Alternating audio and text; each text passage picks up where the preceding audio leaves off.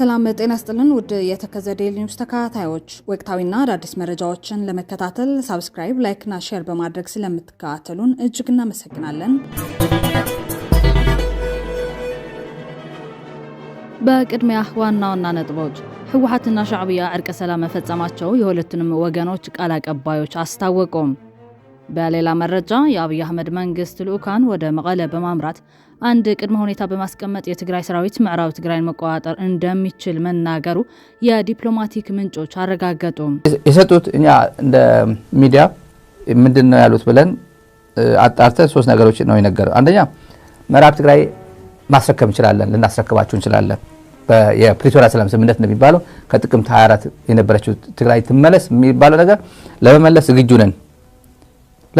ራሱን የተከዜ ዘብ በማለት በሚጠራው ኃይል በርካታ ቁጥር ያላቸው ሰዎች እንደተገደሉበት የኮሎኔል ደመቀ ዘውዱ ቡድን ይፋ አደረገ።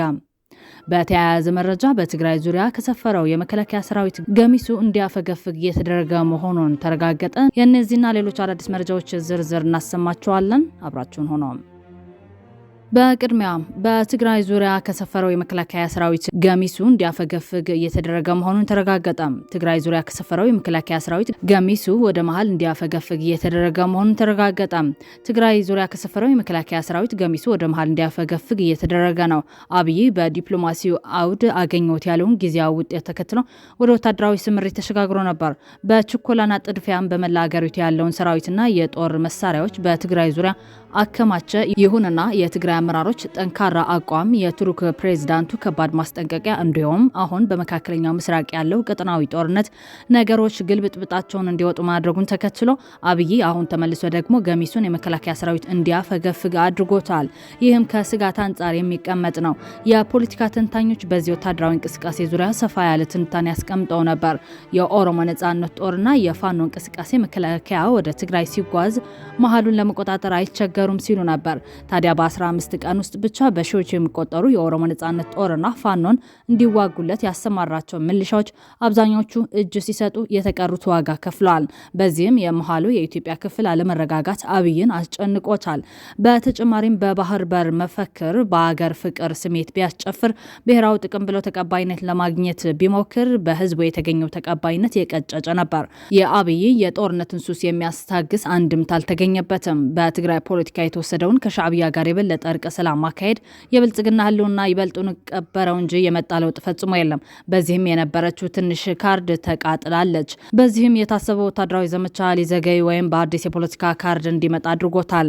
በቀጣይ የትግራይ ጊዜያዊ አስተዳደር ሹመትን በማስተካከል አሊያም በምርጫ ጉዳይ ወይም በሌላ መንገድ ጦርነት ለማድረግ ያሰበ ይመስላል። በዚህም ፋርስ የቡላው የትግራይ ጊዜያዊ አስተዳደር ስልጣን ሊያበቃ ወር ነው የቀረው የሚል አዲስ ዘመቻ ጀምሯል። በቀጣይም አዲስ አስተዳደር በመሾም በሚፈጠረው መጎሻሸም ወታደራዊ ጣልቃ ገብነት እንዲኖር ለማመቻቸት እየተሰራ እንደሚሆን ያሳብቃል። እስከዛ ድረስ በችኮላ ተሰማርቶ በችኮላ እንዲመለስ የተደረገው ገሚሱ የመከላከያ ሰራዊት በአማራና በኦሮሚያ ክልል ዘመቻ እንደሚያደርግ ይገመታል። አብይ በባህሪው ሲያፈገፍግ፣ ሲደራደርም፣ ሲመለስም ሲመጣም ለጦርነት እንጂ ለሰላም ፈጽሞ አይሆንም። የመከላከያ ማፈግፈግ ጉዳይ ተንተርሶ አስተያየቱ ያስቀመጠው የጎጃሙ ተወላጅ የቀድሞ የብልጽግና ባለስልጣን የነበረው የአሁኑ ተንታኝ ኃይለ ኢየሱስ አዳሙ ህወሓትና ፋኖ ስምምነት እንዲፈጽሙ ጠይቀዋል። ኃይለ ኢየሱስ አዳሙ ወሳኝ የሚባሉ ነጥቦች ያነሳ ሲሆን ከነሱ መካከልም አንደኛ የመከላከያ ወደ መሃል መመለስ ጉዳይ። ሰሞኑን መከላከያ ከብዙ ወረዳዎች ወጥቶ ወደ አማራና ትግራይ ክልል አዋሳኝ ድንበሮች በብዛት ሰፍሮ ነበር።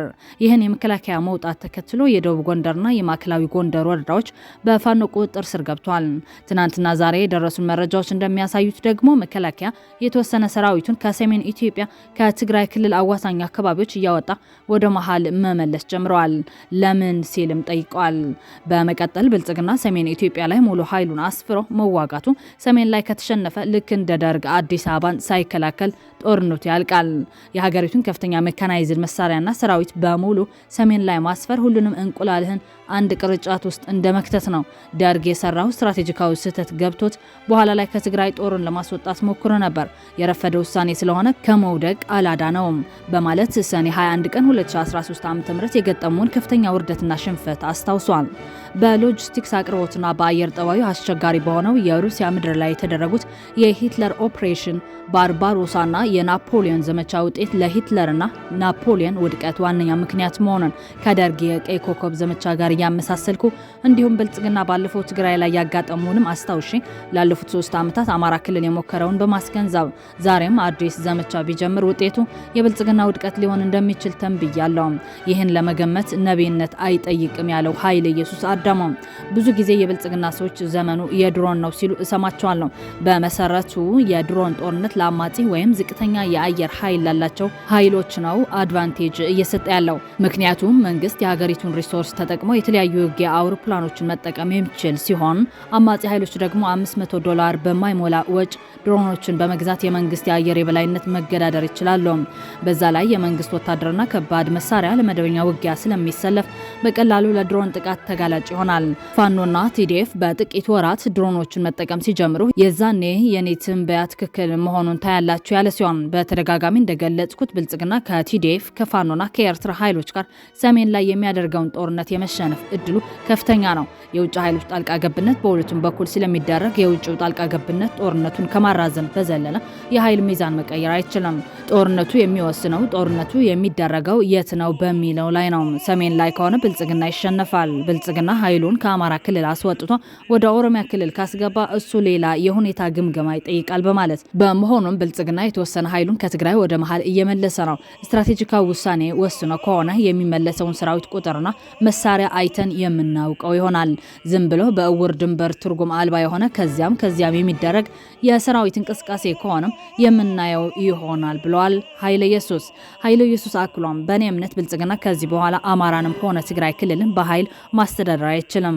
በረገጥ ትግራይ አሁንም ሙሉ በሙሉ ከብልጽግና ውጭ ነው። አማራ ክልልንም ለ3 ዓመታት በወታደራዊ ኃይል ለማስተዳደር ሞክሮ አልተሳካም። መፍትሄው ወታደራዊ ሳይሆን ፖለቲካው ነው ብሏል። ሌላው በብልጽግና መንግስት የተፈጸመውን አስገራሚ የአህያዎች እስር ያነሳው ኃይለ ኢየሱስ አዳሙ በሰከላና በማቻከል ለፋኖ ድጋፍ ሰጪ ናቸው የተባሉ ብዛት ያላቸው አህያዎች ተሰብስበው እየታሰሩ ነው። ነገሩን ስሰማ ቀልድ መስሎኝ ስቅ ያልፌው ነበር። ሌላ ሰው ድጋሜ ሲነግረኝና ነገሩን ሳጣራ እውነትም ብልጽግና አህያዎች እየሰበሰበ እያሰረ ነው። ምክንያቱን ስጠይቅ ፋኖ መሳሪያዎችን ከቦታ ቦታ ለማጓጓዝ አህያዎችን እየተጠቀመ ስለሆነ አህያዎች ተሰብስበው ይታሰሩ የሚል መምሪያ በመውረዱ ነው የሚል ምላሽ አገኘው ብለዋል። እንደሚታወቀው የኢትዮጵያ አርሶ አደር ዋና የእህል ማመላለሻ አህያዎች ናቸው። ኢትዮጵያ በአህያዎች ብዛት ከዓለም አንደኛም ናት። አብዛኛዎቹ ከተሜ የሚመገበው እህል በዋናነት ወደ ከተማ ተጭኖ የሚመጣው በአህያዎች ነው። ታዲያ ፋኖ አህያዎችን ለመሳሪያ ማጓጓዥነት የተጠቀመ ስለሆነ በሚል ብልጽግና አህያዎችን ከገበሬው እየነጠቀ በማሰር ላይ ይገኛል። ይህ የብልጽግና ፍርሃት የመጨረሻ ደረጃ መድረሱን ማሳያ ነው። ይህንን ፍርሃት በተመለከተው አስተያየቱን ያስቀመጠው ተንታኙ ትግራይ ከኤርትራ ጋር የጀመረችውን እርቀ ሰላም ወደ አማራ ክልል እንድታሰፋው ጠይቋል። በአማራና በትግራይ ኃይሎች መካከል የፖለቲካ ንግግር መጀመር አለበት ያለው ኃይለ ኢየሱስ አዳሙ ምክንያቶችም እንደሚከተለው አስቀምጧል። አንደኛ ህወሓት ከብልጽግና ጋር ሆኖ ፋኖን አለመዋጋቱን። ከሰሞኑ የህወሓት ምክትል ሊቀመንበርና የትግራይ ጊዜያዊ አስተዳደር ምክትል ርዕሰ መስተዳድር አቶ አማኑኤል አሰፋ የትግራይ ሰራዊት ፋኖን እንዲወጋ ወደ አማራ ክልል እንዲገባ በብልጽግና መንግስት ተጠይቆ እንደነበር፣ እነሱ ግን ጥያቄውን ውድቅ ማድረጋቸውን ከወይን ጋዜጣ ባደረገው ቃለ ምልልስ ገልጿል። እስካሁን ድረስ ከብልጽግና በኩል የቀረበ ምንም አይነት ማስተባበያ የለም። የትግራይ ኃይሎች ወደ አማራ ክልል እንዲገቡ በብልጽግና ተጠይቀው እነሱ ግን ሳይገቡ ከቀሩ በእውነቱ እንደ አዲስ ስለሚገነባው ለአማራና ትግራይ የፖለቲካ ግንኙነት ጥሩ የመሰረተ ድንጋይ አስቀምጧል። ከአቶ አማኑኤል አሰፋ ምስክርነት በተጨማሪ በሱዳን የሚገኘው የቲዲኤፍ አርሚ 7 መሪ ሙዛይ ጦሩን ይዞ ወደ ወልቃይት እንዲገባ በጠቅላይ ሚኒስትር አብይ አህመድ መጠየቁን በተደጋጋሚ አዲስ አበባ ያሉ የትግራይ ተወላጅ ባለሀብቶች በሽማግሌነት እንደተላኩበት ለኛ ሰዎች ተናግረዋል።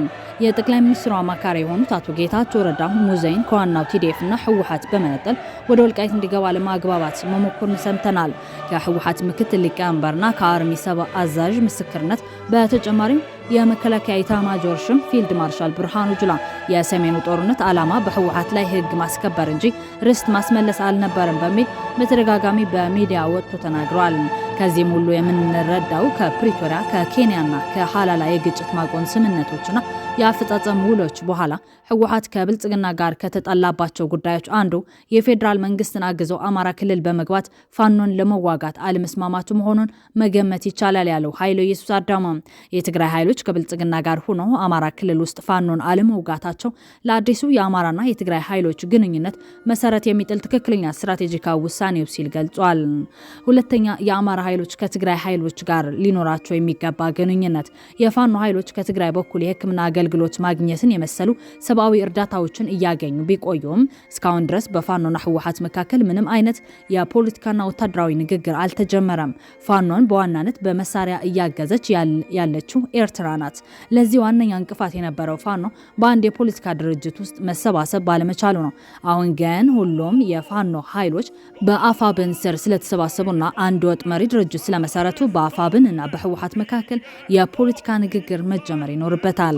ከአፋብንና ህወሓት በተጨማሪ የአማራም ሆነ የትግራይ ልሂቃን የፖለቲካ መግባባትን ሊፈጥሩ በሚችሉ የጋራ ጉዳዮች ላይ በይፋ ሀሳብ ማንሸራሸር መጀመር አለባቸው። የሰሜን ኃይሎች ወይም አማራና ትግራይ አንድነን ወዘተረፈ የሚሉ ንግግሮች በህዝቦች መካከል ሲገነቡ የነበሩ የጥላቻ ትርክቶችን ለመናድ የሚጠቅሙ ቢሆኑም በተጨባጭ ግን መሰረታዊ በሆኑ ጉዳዮች ላይ ደንበኛ ንግግሮች መጀመር አለባቸው ሲልም አክለዋል። የመጀመሪያዊ ንግግር ጭብጥ የፖለቲካና ወታደራዊ ትብብሩ ዓላማ ጉዳይ ነው ያለው ተንታኙ በፋኖ ማለትም አፋብንና ቲዲኤፍ ህወሓት እንዲሁም በኤርትራና የአልቡርሃን ሱዳን ኃይሎች መካከል የሚፈጠረው ወታደራዊና ፖለቲካዊ ትብብር ዓላማ የብልጽግናን መንግስት አዲስ አበባ ድረስ በመሄድ ለመጣል ወይስ በክልላዊ የብሔር ሀገር ለመሆን የሚወስን የሚለው ላይ መግባባት መኖር ይኖርበታል። ዋናነት የኢትዮጵያ የውስጥ ኃይሎች አፋብንና ህወሓት ስለሆኑ በዚህ ጉዳይ ላይ ከአሁኑ መግባባት አለባቸው ሲልም ጠቁመዋል። በአማራና የትግራይ ኃይሎች በዋናነት በአፋብንና በህወሓት መካከል የፖለቲካ ንግግር መጀመር አለበት። ከአፋብንና ህወሓት በተጨማሪም ሁሉም የአማራና የትግራይ ልሂቃን መሰረታዊ በሆኑ ጉዳዮች ላይ የጋራ መግባባት እንዲኖር በሚዲያዎች የግንዛቤ ማስጨበጥ ስራ መጀመር ይኖርባቸዋል የሚል መልእክትም አስተላልፏል። በዚህ መሃል ራሱን የተከዘ ዘብ በሚል በሚጠራው ኃይል በርካታ ቁጥር ያላቸው ሰዎች እንደተገደሉበት የኮሎኔል ደመቀ ዘውዱ ቡድን ይፋ አደረገ። በትግራይ ምዕራባዊ ዞን በሚገኘው የኮሎኔል ደመቀ ዘውዱ የሚመራውና መንግስት የሚደገፈው ራሱን የተከዘ ዘብ ብሎ የሚጠራው ወራሪ ቡድን በትናንትናው ዕለት በፋኖ ታጣቂዎች ውጊያ ከፍቶብኛል ሲል ገለጸ። በዞኑ ቤተ ሞሎ በተባለ ስፍራ አቅራቢያ በምትገኘው ጉድጓዳ ቀበሌ ላይ ከፍተኛ ውጊያ መደረጉንም መረጃዎች እየወጡ ነው። አንዳንድ ሚዲያ ከፍተኛ የአካባቢው አመራርና ነዋሪዎች አረጋግጠውልኛል ሲል ዘገባውን በሰበር ዜና አጋርቷል። ውጊያውንም የከፈቱት ሰፈር መለስ በተባለ ግለሰብ የሚመራ የፋኖ ክንፍ ነው ያሉ ሲሆን በተከዘ ዘብ ታጣቂዎች ላይ የተከፈተው ጥቃት ድንገተኛ እንደሆነ አካባቢው የተገኘ መረጃ ተረጋግጧል። በዚህም ውጊያ ከፍተኛ ቁሳዊና ሰብአዊ ኪሳራ እንደደረሰም ጨምሯል። በዚህ ውጊያ በርካታ የወራሪው የደመቀ ዘውዱ ቡድን አባላት እንደተገደሉና ሌሎች 4 የሚሆኑ የተከዘ ዘብ አባላት ደግሞ እንደቆሰሉና እንደሞቱም ታማኝ ምንጮች አረጋግጧል። የተከዘ ዘብና የአማራ ፋኖ ድመትና አይጥ ከሆኑ ቆይቷል። የተከዘ የብልጽግና መንግስት ያደራጀው ያሰለጠነውና ከፈለገም ከተከዘ አንስቶ ለግዳጅ የሚያንቀሳቅሰው ታጣቂ ሚሊሻ ነው። ለምሳሌ በባለፈው የደብረ ታቦር ውጊያ እንደተጀመረ የተወሰነ ተከዘ ዘብ ሚሊሻ ወደ መሃልና ደቡብ ጎንደር እንዲመጣ ተደርጎ ወንድም ከወንድም እንደተታኮሱና እንደተገዳደሉ ነው የሚነገረው። በአንድ ወቅት ኮሎኔል ደመቀ ዘውዱ የወልቃይት ጉዳይ ፌዴራል መንግስት እልባት ሰጥቶ መሬታችን ቢያስረክበን ኑሮ እንኳንስ ጎንደር ያለው ሸዋና ጎጃም ያለው ፋኖ ተብዬ ስብስብ ቢበዛ 1 ወር በቃይ ነበር፣ ከሁሉም በላይ ለአማራ ጠላቱ ፋኖ ነው በማለት ደጋግሞ በመናገርም ይታወቃል። በመጨረሻም የአብይ አህመድ መንግስት ልኡካን ወደ መቀለ በማምራት አንድ ቅድመ ሁኔታ በማስቀመጥ የትግራይ ሰራዊት ምዕራብ ትግራይን መቆጣጠር እንደሚችል መናገሩ የዲፕሎማቲክ ምንጮች አረጋገጡ። ቅድመ ሁኔታው በህወሓት በኩል ተቀባይነት ይኖረው አይኖረው እስካሁን የታወቀ ነገር የለም። ህወሓትና ሻዕቢያ እርቀ ሰላም መፈጸማቸው የሁለቱንም ወገኖች ቃል አቀባዮች ሲገልጹ ቆይተዋል። ይህንን ተከትሎ አብይ በስምምነቱ መሰረት ምዕራብ ትግራይን ተረከቡኝ ማለቱን ዛራ ሚዲያ አረጋግጧል። ህወሓትና ሻዕቢያ እርቀ ሰላም መፈጸማቸው የሁለቱንም ወገኖች ቃል አቀባዮች የሆኑትን ትግራዋዩ ስታሊን ገብረስላሴና ኤርትራዊው አወል ሲዒድ አረጋግጧል። ክቡራትና ክቡራን የአብይ ልኡክ በትግራይ ያቀረበውን ጥያቄና የህወሓትና ሻዕቢያ እርቀ ሰላም የሚመለከት መረጃ እንደሚከተለው ቀርበዋል። እንድትከታተሉ ጋብዘናል። ዝስማ ዘሎም ጀመራ ተመልካቾች የሽምግልና ጉዳይና አንሳ ሽምግልና ትግራይና ብልጽግናን የማስታረቅ ወይም ወደ ሰላም የማምጣት ያው ድራማ መሆኑ ነው። ዞሮ ዞሮ ታክቲክ መሆኑ ነው። አብይ የሚፈልገው የሆነ ጊዜ ይፈልጋል ማለት ነው እና ሁሌ እንደዚህ አድርጉልኝ ብሎ ጊዜ የመግዣ አንዱ ታክቲኩ ነው። ካለፈው ፓተርኑና ተሞክሮ ስናየው የጊዜ መግዣ ነው። ከምንጮቻችን ያደረሱን ሰሞኑ የኖርዌይ አምባሳደር የቀድሞ የኖርዌይ አምባሳደር በኢትዮጵያ የነበሩት ሚስተር ፒተር የሚባሉት ወደ መቀሌ ሄደው ከህወሓት ሊቀመንበር ዶክተር ደብረጽዮን ጋር እንደተገናኙ ምንጮች ነግረውናል። ከዶክተር ደብረጽዮን ጋር ተገናኝተው ምንድነው የተባባሉት? ያው ብልጽግና ሰላም የኢትዮጵያ መንግስት ሰላም ይፈልጋል እና ይሄን እንዴት አብራችሁ መስራት እንዳለባችሁ እስቲ ሐሳብ ለመቀበል ነው የመጣ ነው ብሎ የጠየቋቸው። በትግራይ በኩል በዶክተር ደብረጽዮን በኩል የተጠየቀው ሌላ አዲስ ነገር ትግራይ የምትጠይቀው ህወሓት የሚጠይቀው አዲስ ነገር የለም። አንደኛ ህገ መንግስት ይከበር፣ ሁለተኛ የፕሪቶሪያ ሰላም ስምምነት ይከበር። ሌላ ጥያቄ የለንም። ባጭር ቋንቋ ከዚህ ውጭ ሌላ ጥያቄ በትግራይ በኩል በህወሓት በኩል በሰራዊት በኩል ምንም የለም። ህገ መንግስት ይከበር፣ የፕሪቶሪያ ሰላም ስምምነት ይተግበር። ይሄን ጠይቀው ይሄን ስንጠይቅ ነበር። ይሄን አልፈጽምም ያለ ፌዴራል መንግስት ስላለ ወይም ብልጽግና መንግስት ስላለ ነው እዚህ አሁን እየተንገላታ ያለው ህዝባችን የሚል ምላሽ እንደተሰጠው አምባሳደሩ ሰምተናል። በሌላ በኩልም ተጋሩ ባለሀብቶች አዲስ አበባ ያሉት ናቸው። እነዚህ የሰማነው ተጋሩ ባለሀብቶች ተጠርተው ከአብይ ጋር አንድ በአንድ እንደሚያገኛቸው እና ሂዱና ንገሩልን፣ እኛ ሰላም ፈልጋለን፣ ሰላም ፍጠሩ ምናምን እያላችሁ ንገሯቸው እያለ እያስገደደ በተለያየ ሜካኒዝም ፕሮጀክት እንሰጣቸዋለን፣ አዲስ አበባ የፕሮጀክት እንሰጣቸዋለሁ የቢሊዮን ብር ፕሮጀክት እንሰጣቸዋለን እና ሂዱና ከትግራይ ጋር መስራት ያለባቸው ስራ ስሩ እያለ ያው እነሱን እየጠራ ከትግራይ ጋር ግንኙነት አላቸው ከህወሓት ጋር ግንኙነት አላቸው የሚባሉትን ሰው ባለሀብቶች እየጠራ እንደዛ እንደሚጠይቃቸውና ትእዛዝ የሚመስል እንትን ሀሳብ እንደሚሰጣቸው ሰምተናል። ዋናው ዛሬ ወደ እናንተ የምናደርሰው የኦህዴድ ያቀረበው ሀሳብ ነው። ኦህዴድ ለአብይ ያቀረበው ምክረ ሀሳብ ተብሎ ከኦህዴድ ቀረበ የተባለው 3 ጉዳዮች ነው። ከትግራይ ጋር ያለን ችግር መፍታት አለብን። የኢትዮጵያ ሁሉ ችግር አሁን ሁሉም በኢትዮጵያ ላይ ግራም ቀኝም ሁሉም ጎረቤት ክልልም ጎረቤት አገርም በኢትዮጵያ ውስጥ ያሉ ኃይሎችም ጸረ ብልጽግና የተሰለፉበት ምክንያት ቁጥር 1 ችግራችን ከትግራይ ጋር ያለው ባለመፍታታችን ነው። የትግራይ ችግር ብንፈታ ኖሮ ይሄ ሁላ ኃይል ይሄ ሁላ ጠላት አይሰባሰብብንም ነበር። ስለዚህ ከትግራይ ጋር ያለን ችግር ለመፍታት ይሄን ሐሳብ ስናቀርብ ብለው አስገራሚ የሚባል አስቂኝም አስገራሚ ነገ ጧትም የሚጠየቁበት እነዚህ 2 አያቶላዎች አሉ ስክሪን ላይ የምታዩዋቸው። አንደኛው አያቶላ ሄዷል። ሁለተኛው አያቶላ አዲስ አበባ ነው ያለው።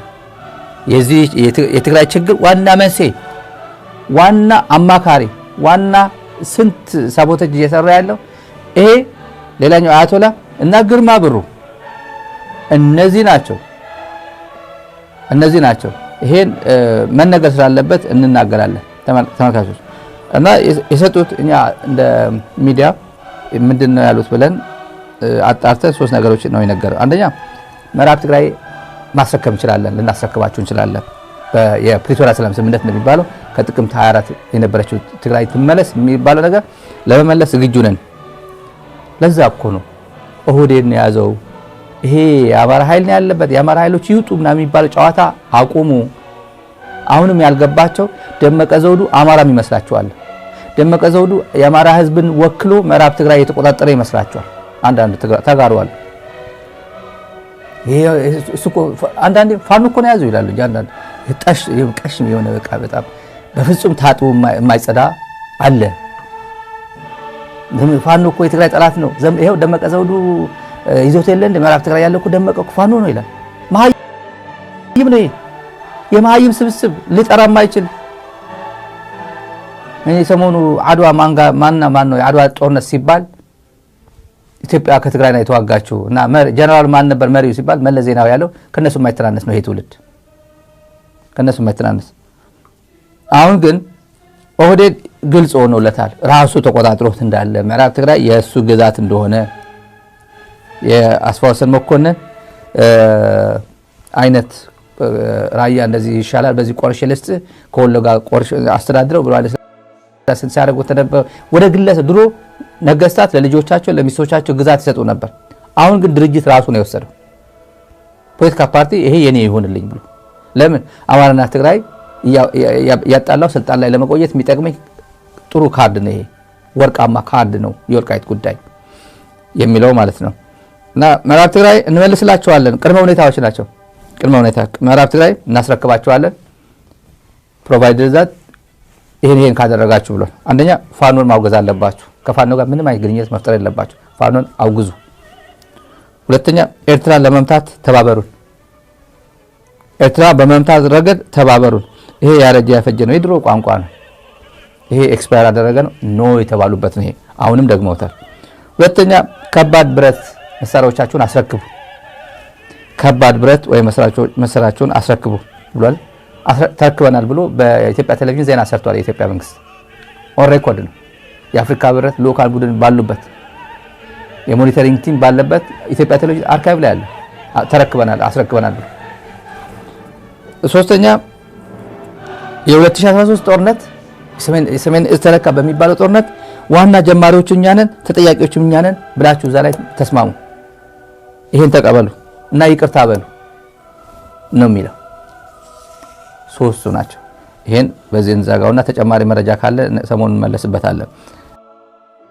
በይፋ ታረቁ የሚባለው ዜና ጥሩ ነው ማለት ታረቁ ለብልጽግና ጥሩ ነው እና ምን ብያችሁ እንደነበረው ለማስታወስ ህወሓትና ሻዕቢያ ባለፉት 50 ዓመታት በታሪካቸው አሳድገውት የማያውቀው ግንኙነት እንዲያሳድጉ መልካም የሆነ አጋጣሚ እየፈጠረላቸው ነው። ከዚህ በኋላ ግን ይሄ ቀጠና ሰላም እናደርገዋለን። የዛላምበሳ ህዝብ፣ የሮብ ህዝብ፣ በዚህ በኩል ያለው ህዝብ በሙሉ በሰላም እንዲኖር አብረን እንሰራለን። አንድ ይሄን አካባቢ እበጠብጣለሁ የሚል አካል ካለ ግን አብረን እንመክታለን። ይሄ ህዝብ እያለ ያለው እሱ ነው። ጉዳይና ብሰብ ካራባታ ዘይኮነ ነገር ዓዋሉ በዴታትን እኖታትን ጀሚርናዮ አዴታት ድማ ደቀን ዓሪቀን እቶም ደቀን ድማ ተራ ደቂ ነበሩን እቶም ኣብ ሻድሻይ ወራር ተደጋገፉን እቶም ኣብ 4 ኪሎ ተሓባቢሮም ዝኣተው ሻዕብያን ወያነን ዝበሃሉ ደቀን ዓሪቀን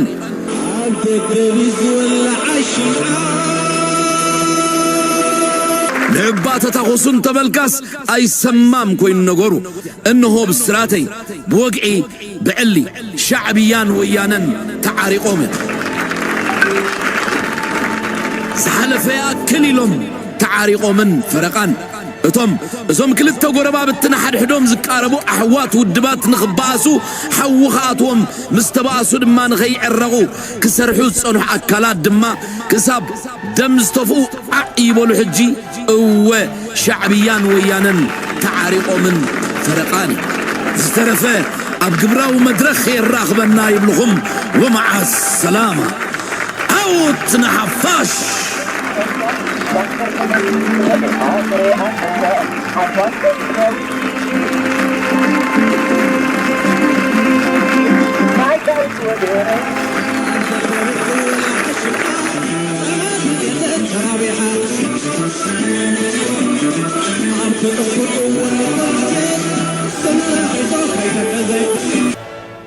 እንግዲህ አወል ሳይድ ዛሬ የተለቀቀ ትነሄ እና ሻዕቢያና ወያነ ታረቁ እየተባላችሁ ነው።